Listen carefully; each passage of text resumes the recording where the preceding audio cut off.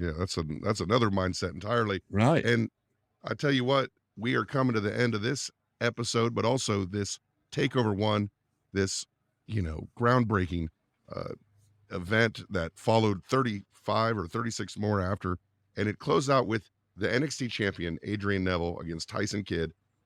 Adrian Neville's a guy. Oh, It almost seems like WWE would only see him in that way, like the Pac character that he is now. I don't know if you would ever get a chance to do that because when you're that height and you look like that, you can do those things. It's almost like you have to be the kind of character he was in NXT. I think he's as good as anyone walking the earth. Hmm.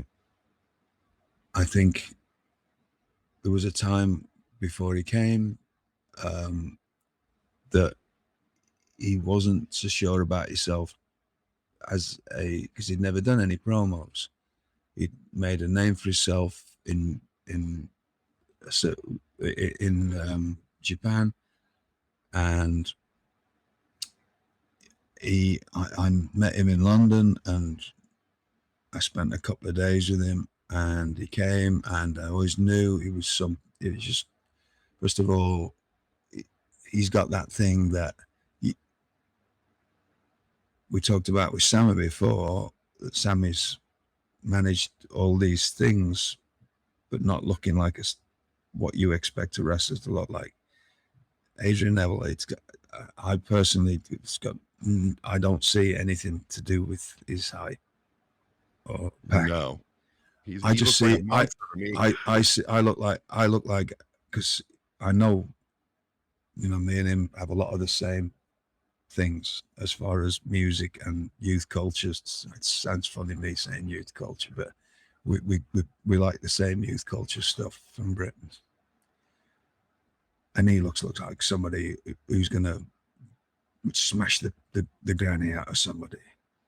And he's very assuming and quiet and polite, but I think he can. He's just quiet lad. He looks the part.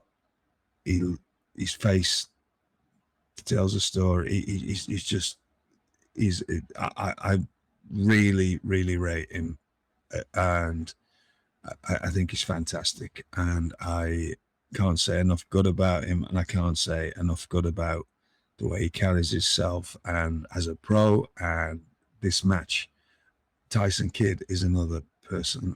Neville, I think it's an easy comparison to make, but reminds me of a updated Dynamite Kid. And what he's doing now is what Dynamite Kid could have been if he would have stayed healthy and would have kept going the way he was going. And to watch Pac become it's what Dynamite Kid did anyway. You go back and watch his body of work, right? You know what I mean? It's only he had a I was watching him when I was I was 6 or 7 and he was 16. I was watching him from when he first was on TV at 16, right? And I was watching him live every 2 weeks. That I used to go to my local wrestling was there, and I was watching him at 16 until he went to Calgary.